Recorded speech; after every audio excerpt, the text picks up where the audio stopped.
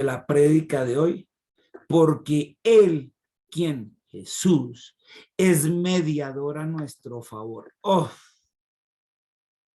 Él es el mediador a nuestro favor, no a favor de Él ni a favor del Padre, ni a favor del Espíritu Santo, a favor nuestro. Y entramos allí en Hebreos 8. Acuérdense que Hebreos 8, 9, 10 son las promesas del nuevo pacto. Y vamos a estar allí en Nueva Traducción Viviente. Y vamos a ir despacito. Porque acuérdense que esto rompió el esquema. Y dice, el punto principal, o sea, aquí el que escribió Hebreos, que yo soy también partidario de que fue Pablo, dice, mire, concluyamos los 7 capítulos que hemos visto acá, hasta aquí, dice Pablo. De todo lo que hemos hablado durante los 7 capítulos, lo importante es que el punto principal es el siguiente. 2 punticos aquí. Tenemos un sumo sacerdote, quien se sentó en el lugar de honor a la derecha del trono del Dios majestuoso del cielo. ¿Quién se sentó a la derecha, a la diestra del Padre? Jesucristo. Ningún otro, ni Melquisedec, ni Aarón, ni los descendientes de Aarón. Nadie se ha sentado a la derecha del Padre. Solo uno, Jesucristo. Y allí vive, versículo 2, como ministro en el tabernáculo del cielo. O sea que hay un tabernáculo en el cielo. Uno aquí en la tierra, que es el que usted ve a su derecha. Fue el primero que hizo Moisés, a su derecha. Ahora lo vamos a hablar. Pero hay otro en el cielo. El verdadero tabernáculo está en el cielo. No, y dice aquí, ese es el verdadero lugar de adoración construido por el Señor y no por manos humanas. El que usted ve en las fotografías aquí a su derecha fue construido por manos humanas aquí en la tierra. Este primero lo hizo Moisés. Después Salomón hizo una réplica de este, pero ya con muros, con ladrillos, bien bonito, lleno de oro, que fue el llamado templo de Salomón para el Señor. Y después ese templo lo reconstruyó Nehemías y Esdras. Pero ni este, ni el de Salomón, ni el reconstruyó Nehemías, todos esos fueron hechos por manos humanas. En cambio aquí está diciendo no, si hay un tabernáculo, pero el importante es el del cielo, porque el del cielo es construido por el Señor, por el Dios mismo, no por manos humanas. Eso es lo que está diciendo acá. Verso 3. Ya que es deber de todo sumo sacerdote, aquí en la tierra era el deber, presentar ofrendas y sacrificios. Nuestro sumo sacerdote, que es Jesús, también tiene que presentar una ofrenda. Él presentó una ofrenda. Si estuviera aquí en la tierra, ni siquiera sería sacerdote. Si Jesús volviera a estar, ni siquiera sería sacerdote, porque ya hay sacerdotes que presentan las ofrendas que exige la ley. O sea, estaban los de la tribu de ¿quién? De Aarón, que era ¿quién? Leví, la tribu de Leví. Entonces, la tribu de Leví, de la que pertenecieron, esas eran donde salían los sacerdotes y presentaban las ofrendas que exigía la ley. ¿La ley de quién? De Moisés, que Dios le entregó a Moisés. Ellos, quienes, esos sacerdotes de la tribu de Leví, sirven dentro de un sistema de adoración que es solo una copia, una sombra del verdadero que está en el cielo. Pues cuando Moisés estaba por construir el tabernáculo, Dios le advirtió lo siguiente: asegúrate de hacerlo todo según el modelo que te mostré aquí en la montaña. Y eso está en Éxodo. En Éxodo le dijo cómo hacer ese tabernáculo, que es el que usted ve a la derecha. Ese fue el primero, no. El templo de Salomón contiene lo mismo que le hizo, y el que reconstruyó Nehemías, en esencia tienen lo mismo. Pero en lugar de tener esas estacas que usted ve aquí a la derecha, en lugar de tener esas estacas aquí, estas estacas que usted ve aquí, pues tenía el muro, que por fuera, lo que más afuera se ve como el muro de la lamentación, y esto simbolizaba el templo, el lugar allá santo, que construyó también Salomón y después reconstruyó Nehemías. Pero en esencia el significado es el mismo. Y vamos a hacer aquí un pare para ver lo siguiente. ¿Qué hacía la gente Entonces aquí lo amplié.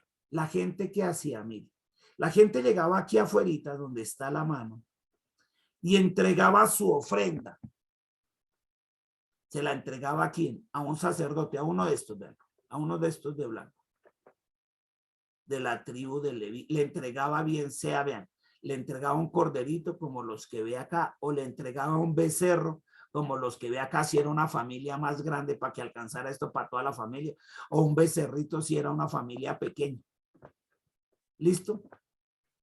Entonces lo entregaban aquí en esta entrada, salía este sacerdote que ve de blanco, lo saludaba así, buenos días, buenas, les decía, no, para entregarle aquí la ofrenda. ¿Qué entrega? No, el cordero. Ah, listo. Se lo recibimos, bien pues. Esto le cubre los pecados por un añito. Ah, por un añito, sí, listo.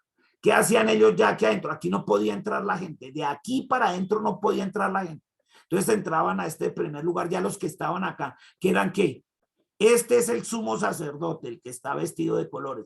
Los de blanco eran los otros sacerdotes. Cogían y sacrificaban el animalito. Aquí era donde después lo quemaban. Aquí era el lavatorio de las manos. Y aquí al final, en este, entraba este que está de azulito, el sumo sacerdote, para ofrecer la sangre de estos animalitos allá adentro. Entonces, aquí adentro ya empezaba el lugar santísimo que quedaba al final. Y en la pura entrada de este sitio quedaba el propiciatorio. Entonces, en esencia tenía tres partes. Esto en conjunto, a todo esto, ¿cómo le llama? El tabernáculo. Tenía tres partes. Primero la parte del sacrificio de los animales. Después aquí enseguidita, que lo vamos a ver más abajo. Acá. Esto que está en esta carpa, está aquí ampliado en este dibujo, en esa carpa, veanlo, aquí está el sumo sacerdote. Cuando entraba en la carpa, aquí, lo primero que se encuentra es con el propiciatorio. Si lo ve el propiciatorio, vean, aquí está el candelabro, está la mesa para las levaduras de los panes sin levadura, listo. Y después aquí al final esta cortinita, que la llamaban también el velo, entraba al lugar santísimo. Y en el lugar santísimo, vean, ahí estaba el arca de la alianza, donde iban a estar las tablas que Dios le dio a Moisés. Ahí se las dio. La vara con que él hacía todo, está aquí en la arca de la alianza. Y aquí quemaba incienso y era lo que como olor fragante subía ese olor al cielo. Listo, esto es. Entonces hay el último lugar aquí, que es ¿cuál? El lugar santísimo, donde está que el arca de la alianza. O sea que el arca de la alianza representa eso. Está el propiciatorio. Propiciatorio, ¿qué es lo que significa? Pues como su nombre lo dice, hace la propiciación, le permite tomar eso, la ofrenda que le dieron, el cordero y eso por familias o el becerro, y ser propicio, propicio para ser de agrado a Dios, y cubría los pecados, ¿por qué? Por un añito, los cubría. ¿Listo? Esta era la ampliación del lugar allá santísimo en el tabernáculo. Ahora, ojo acá, dice que esto mismo esto es simplemente una sombra, dice aquí la palabra, de lo que hay en el cielo, porque el verdadero lugar de adoración está en el cielo, ¿cierto? Eso es lo que dice la palabra. O sea que allá también debía haber un sacrificio. En lugar de sacrificar un cordero o un becerro, ¿a quién sacrificaron? A Jesús. Él fue el que fue propiciación, por eso dicen, él hizo la expiación, él hizo allá la obra vicaria. Él fue propicio para que nosotros pudiéramos entrar allá al final, ¿a dónde? Al lugar santísimo. Y fuera recibido su sacrificio delante de Dios por nosotros. Entonces, ojo con lo que voy a decir. Esto lo hicieron los hombres, ¿cierto? Y cuando usted lo ve en la tierra, esto solo tiene un sentido horizontal, ¿cierto? ¿O no? Desde que recibían aquí el animalito en la puerta, caminaban horizontalmente porque ni modo que ascendieran al cielo. Y aquí hacían el holocausto del animalito, el lavatorio de las manos para que entrara el sumo sacerdote al lugar de la propiciación. Ahí va horizontal, caminando horizontal, entraba el propiciatorio horizontal y caminaba horizontal hasta llegar a donde, al arca de la alianza. Y ahí mandaba el incienso, que es la parte que salía el humo. ¿Listo? Ese olor fragante al Señor. Esto es horizontal. Pero es que Dios cambió el sentido horizontal y dijo, ahora lo voy a poner vertical. Esto era lo que hacían los hombres, porque solo podían hacerlo horizontal. Aarón, así hubiera sido Melquisedec también todo horizontal. Todos los sacerdotes que hubo y todos los que ha habido solo pueden hacerlo así horizontal. Dios dijo, no, con mi hijo lo vamos a hacer vertical. Él va a hacer el sacrificio por ustedes. Él va a ser el animalito sacrificado. Aquí va a ser la sangre. Va a entrar, él va a ser el propiciatorio. Los candelabros significaban la iglesia, las 7 candelabros que había, las 7 iglesias de las que habla también Apocalipsis, la iglesia. El pan sin levadura, él es el pan de vida eterna.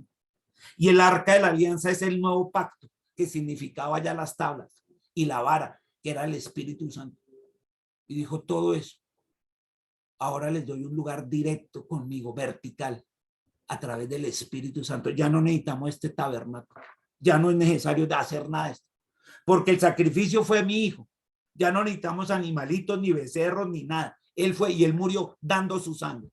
Él es el pan de vida eterna, el propiciatorio tampoco.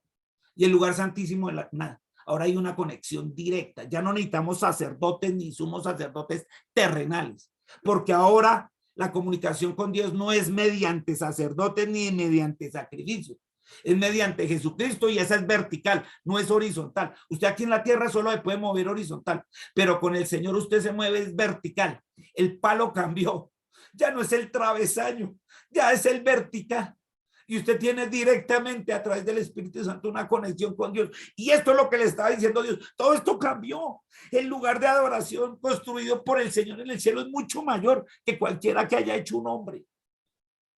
Sigue representando las mismas 3 cosas. Escúcheme aquí.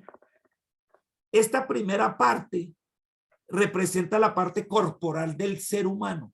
Esta. Por eso dice Romanos, poned vuestros cuerpos como sacrificio vivo. Pónganlo en sacrificio, sujete su cuerpo, no le haga caso a todo lo que dicen sus ojos, sus oídos, tenga dominio propio. Eso. El que sigue el propiciatorio representa su mente, lo que usted piensa, sus emociones. Déjelas que entren en propiciación, deje que el Señor, por eso dice, cambie vuestra manera de pensar. Entonces la primera le dice, ponga su cuerpo en sacrificio vivo. La segunda le dice aquí, y cambiad vuestra manera de pensar. Esto, ¿para qué? Para que pueda entender la voluntad de Dios que está al final, que es la parte espiritual que usted tiene. Y entienda que la voluntad de Dios es buena, agradable y perfecta. Entonces ahí están las 3 cosas, espíritu, alma y cuerpo.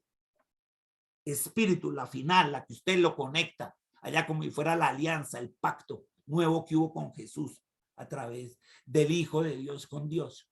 Usted la tiene vertical. Entonces es su espíritu, el último lugar. Después es ¿quién? La mente atrás. Y lo primero que usted sacrifica es el cuerpo. Aquí hay mucha gente que lo hace al revés. Toma decisiones según le dicen sus ojos, según le dice su mente. Es decir, no pone en sacrificio, no ha entendido nada de esto. Nada. Y deja el espíritu de últimas, cuando debería ser lo más santo. Porque ese es el que lo conecta a usted con el Padre. Para eso lo hizo Jesús y cumplió las 3 cosas. Quitó todo esto físico. Dijo, ya no necesitamos nada horizontal. Ahora todo se mueve de manera vertical a través del Espíritu Santo que está en usted. Y ese es el nuevo pacto. Y entiende usted el título de la prédica y de lo que dice Hebreos. Porque Él, ¿quién? Jesús, Él sí es el único mediador a nuestro favor. De lo que yo tengo aquí, espíritu, alma y cuerpo, Él es el único mediador, intercesión conmigo y con el Padre. ¡Oh! Estoy muy pasado.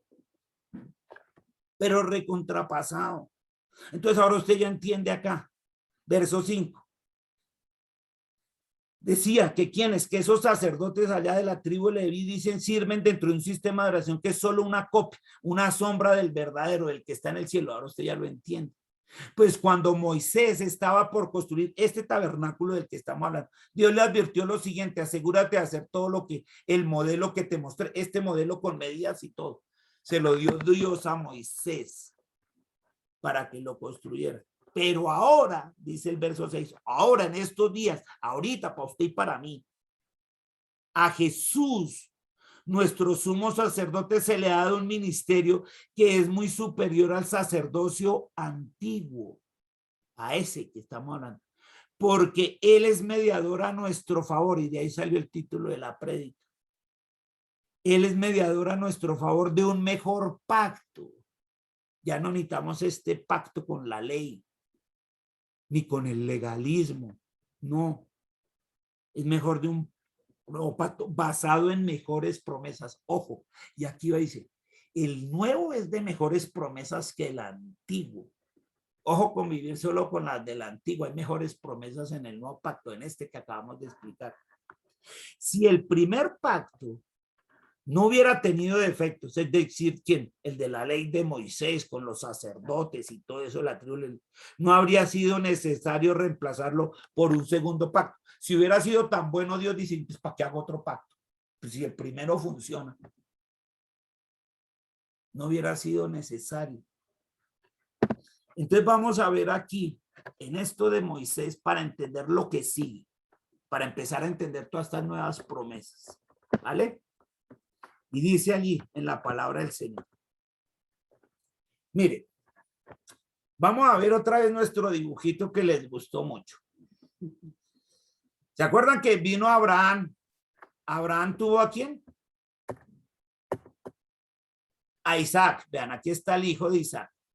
De Isaac vinieron Jacob, y aquí están Jacob y los 12 hijos que conformaron las tribus de ¿quién? De Israel.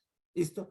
De esos 12 hijos, vendieron a uno que fue Josué, a ese lo mandaron a Egipto, lo vendieron como esclavo. Después vinieron los otros 11 hermanos con el papá y vivieron ahí por 430 años. Allá estuvieron, miren, ahí está la manita, de esclavos en Egipto, 430 años. Después vino aquí Moisés a liberar al pueblo de acá, fueron a la tierra, salieron ¿para dónde? Para la tierra prometida, estuvieron 40 años en el desierto. Estando aquí Moisés, si ve a Moisés con la tabla, vean, salude a Moisés, hola Moisés, muy bien, con la tabla de los 12 mandamientos y la vara. Estando allá, ahí donde ve a Moisés, ahí fue donde construyó el tabernáculo que vimos ahorita. Allá, en esa época construyó el tabernáculo. Mire lo que había pasado. Había pasado Isaac, Jacob, más de 430 años de esclavos en Egipto. Lo sacan de ahí, llega al desierto y estando ahí Moisés con la tablita, en esa época, ahí abajo encuentra el año. Más o menos 1240, construyó ¿qué? El tabernáculo. Ahí construye ese tabernáculo que vimos con la carpa hecho a mano, con estacas y eso. ¿Listo? Ahí lo construyó. Ese primero, y sale el sacerdocio de la tribu de Leví. Aquí sale el sacerdocio, mire. Mientras que Melquisedec existía aquí desde atrás, desde Isaac, ahí atrásito, desde Abraham. Mire todo lo que había pasado. Melquisedec, y aquí llegan y están en la tribu de Leví. Acá, en el desierto, Moisés construye el tabernáculo. Muy bien. De ahí duran 40 años y de ahí sale Josué. Y Josué, que era el discípulo de Moisés, lleva a la tierra prometida ¿a quién? A los israelitas. Mire, conquista de la tierra prometida. Y allá nacen los jueces, de los cuales ya vimos ¿a quién? Hemos visto a Gedeón y vimos también por ahí un pedacito de Samuel, hemos visto. Después de los jueces estos dijeron, no queremos jueces, no queremos rey como a todo el mundo. Y Dios les dijo, ¿para qué más rey que yo? No, queremos rey, queremos rey, queremos rey. Y salió el primer rey que fue ¿quién? Vean, ahí dio a Saúl. No salude a Saúl porque ese fue buen rey 2 años, los otros 38 años. Después de Saúl, ¿quién fue el segundo rey? Ahí está, el famoso rey David. Ah, el rey David, mire aquí, 970 antes de Cristo. Mire todo lo que pasó. Al 970 antes de Cristo, ya que él duró eso, él murió ahí en el 970 antes de Cristo. Y mire, pasa David y construye el templo. Si ve el templo aquí, este es el templo de el hijo de David que llamaba ¿quién? Salomón. Si lo ve bien vestido, vean qué pinta la de Salomón, allí lleno de flor y todo. Uy, es que era el más rico en su... Él construye el templo. Y cuando usted ve el templo acá, este que ve acá, sigue la misma longitud, medidas y esencia del que vimos de Moisés. Mire, desde aquí, desde el 1240 hasta el 900 más o menos 50 de Salomón. Pasaron esos siglos, construyó el templo, pero tiene las mismas características del tabernáculo. Y cuando Moisés construye ¿a quién? Salomón construye el templo. Después de eso tuvo 2 hijos y se dividieron el reino. Se lo dividieron. El de Jeroboam y el de su hijo. En el Israel del norte y del sur. Y después de eso vienen ¿qué? Los profetas. Los famosos profetas que hemos visto. ¿Listo? Los profetas. Pasó todo ese tiempo. Ya estaba construido el templo y se lo destruyeron los de Babilonia. Después de los profetas lo reconstruyó ¿quién? Nehemías. El templo. Y todo nació de este tabernáculo que Dios le había dado siglos atrás ¿a quién? A Moisés. Y esto lo menciono y vimos esa línea de tiempo allá hasta los profetas, porque es que aquí Hebreos va a citar a Jeremías, así como citó ¿a quién? Al Éxodo con las medidas del tabernáculo. Él también cita a Jeremías, pero es que Jeremías es del Antiguo Testamento, Hebreos es del Nuevo, y Jeremías sucedió allá en tiempos esos de que estuvieron en los profetas, mejor dicho, allá de los de Babilonia y eso. Y dice eso para poder entender lo siguiente. Entonces volvamos al versículo 7. Si el primer pacto, ese que hubo con Moisés y la tabla y la ley de Moisés, no hubiera tenido defectos, o sea, si la gente lo hubiera podido cumplir en su totalidad, no habría sido necesario reemplazarlo por un segundo pacto. Pero como era ahí de intervención humana, pues nadie pudo cumplirlo. El único que vino y cumplió toda esa ley fue Jesús. Entonces dijo, papito Dios dijo, voy a hacer un segundo pacto a través de mi hijo. Pero es que este segundo pacto es mucho mejor, tiene mejores promesas. Eso dice el 6, ¿no? Y dice entonces ahora el versículo 7. Por eso lo repetimos.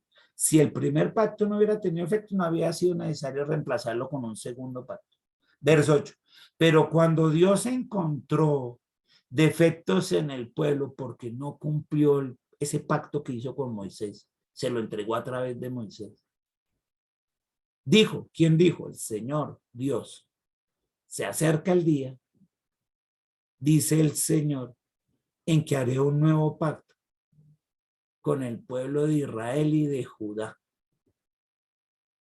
Este pacto no será como el que hice con sus antepasados, o sea, con Moisés, cuando los tomé de la mano y los saqué de la tierra de Egipto. Usted ya lo entendió con los dibujos. Ellos, esos de ese pacto de Moisés, no permanecieron fieles a mi pacto. Por eso les di la espalda, dice el Señor. Verso 10. Pero este es el nuevo pacto. ¿Quién? Con Jesús. Que haré con el pueblo de Israel en ese día. Dice el Señor. Pondré mis leyes en su mente y las voy a escribir en su corazón. Yo seré su Dios y ellos serán mi pueblo. Para ellos esto todavía no se ha cumplido, porque como Jesús no fue para ellos el Mesías, esto lo van a tener hasta la segunda venida. Pero para usted y para mí sí, porque nosotros sí creímos en este nuevo pacto, que fue hace casi 2000 años con la obra redentora de Jesús. Para el pueblo de Israel eso está por cumplir. Y eso que dice ese versículo 10 está en Jeremías 31, para los que les gusta tomar nota o mirarlo. Jeremías 31, versículos 31 al 34 dice esto. Y por eso les digo, ojo, cuando uno lee el Antiguo Testamento, porque se explica a la luz del Nuevo. El Nuevo está explicando Jeremías 31. Aquí lo está explicando. Porque allá Jeremías no entendía lo que estaba escribiendo. Acuérdate que fue Jeremías, el profeta. Allá mostré el dibujo. Al puro final, después de los hijos de Salomón, después de todo eso vinieron ¿qué? Profetas y fueron exiliados. Allá salió Jeremías y escribió esto que está aquí. Esto que está ahí lo dice Jeremías 31. Pero este es el nuevo pacto que haré con el pueblo de Israel, le dijo a Jeremías. En ese día el Señor dice, pondré mis leyes en su mente, las escribiré en su corazón, yo seré su Dios y ellos serán mi pueblo. Y no habrá necesidad de enseñar a sus vecinos, ni habrá necesidad de enseñar a sus parientes diciendo, Deberías conocer al Señor. Y eso es lo que hacen los legalistas. Es que usted debería. Pues ya todos me conocerán. ¿Cierto que nosotros los del nuevo pacto ya lo conocemos? Desde el más pequeño hasta el más grande. Mire lo que hizo a través de Jesús, que no ha recibido todavía el pueblo de allá, los que no han creído en Israel. Porque para nosotros esto ya es una realidad. Perdonaré sus maldades y nunca más me acordaré de sus pecados. Y aquí lo explica perfectamente. Explica el antiguo. Dice, yo perdoné sus maldades. Las tuyas las perdonó, ¿cierto? Y nunca más me acordaré de sus pecados. Y él nunca más se acuerda de mis pecados. Eso no significa que yo pueda hacer todo lo que se me antoje. No. Todo lo contrario, tenemos una responsabilidad mayor porque puso a su hijo allá, él es el nuevo pacto. Cuando Dios habla, verso 13, de un nuevo pacto, ese que hizo con Jesús, quiere decir que ha hecho obsoleto el primero. Escuche, el Antiguo Testamento ya es obsoleto, el cual ha caducado. Y aquí al pueblo de Israel le decía, y pronto desaparecerá para el pueblo de Israel. Acuérdense que es una carta a los hebreos. Para ellos no ha desaparecido, pero pronto va a desaparecer en la segunda venida. Para usted y para mí sí, porque ya estamos en este nuevo pacto, a menos que usted quiera vivir en el anterior. Ojo las promesas que usted coge del viejo, porque déjeme decirle que la misma palabra de Dios dice que ese ya está obsoleto y ha caducado. Usted debe vivir en las nuevas promesas que son mejores. Eso fue lo que dice la palabra aquí en el versículo 6 de su izquierda. Ahí dice, un mediador a nuestro favor de un mejor pacto con Dios basado en promesas mejores. El antiguo ya caducó. Por eso ni legalismo ni vivir en el antiguo pacto. Coja las promesas del nuevo, que son mejores. Ahora, si dice, no, es que yo no quiero lo mejor, yo me confundo. Ah, bueno, no, yo sí quiero lo mejor. Y los que queremos las mejores promesas, como estas que empezaron en el nuevo pacto con Jesús hace 2000 años, y entendemos ese sacrificio, y que es el verdadero lugar de adoración que ya le estableció en el cielo, que está a la diestra del Padre, como mediador entre nosotros y Papito Dios, para cumplir esas mejores